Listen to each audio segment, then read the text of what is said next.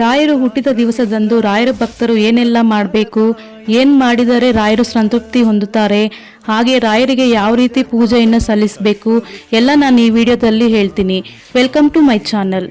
ಪೂಜ್ಯಾಯ ರಾಘವೇಂದ್ರಾಯ ಸತ್ಯಧರ್ಮರಥಾಯ ಚ ಭಜತಾಂ ಕಲ್ಪವೃಕ್ಷಾಯ ನಮತಾಂ ಕಾಮಧೇನವೇ.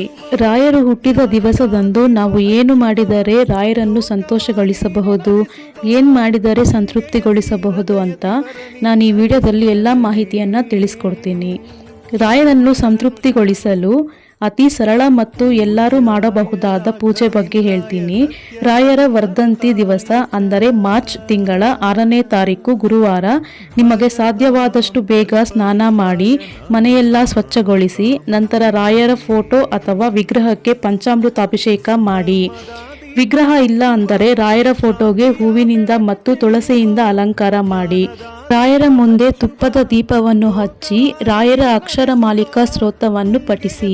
ಈ ಸ್ತೋತ್ರ ನಮಗೆ ಗೂಗಲ್ನಲ್ಲಿ ಸಿಗುತ್ತೆ, ಇಲ್ಲ ಅಂದರೆ ನಮಗೆ ಯೂಟ್ಯೂಬ್ನಲ್ಲಿ ಸಹ ಈ ಸ್ತೋತ್ರ ಸಿಗುತ್ತೆ. ಈ ಸ್ತೋತ್ರವನ್ನು ನಾವು ಯೂಟ್ಯೂಬ್ನಲ್ಲಿ ಪ್ಲೇ ಮಾಡಿಕೊಂಡು ಸಹ ಪೂಜೆಯನ್ನು ಮಾಡಬಹುದು.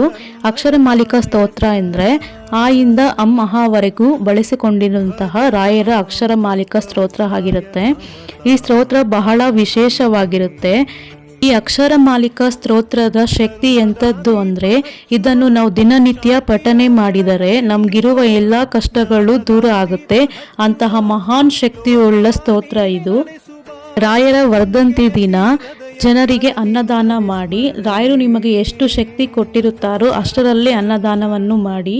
ಈ ರೀತಿ ಪೂಜೆ ಮತ್ತು ಅನ್ನದಾನವನ್ನು ರಾಯರ ವರ್ಧಂತಿ ದಿವಸದಂದು ಮಾಡುವುದರಿಂದ ರಾಯರ ಅನುಗ್ರಹಕ್ಕೆ ಪಾತ್ರರಾಗುತ್ತೀರಾ.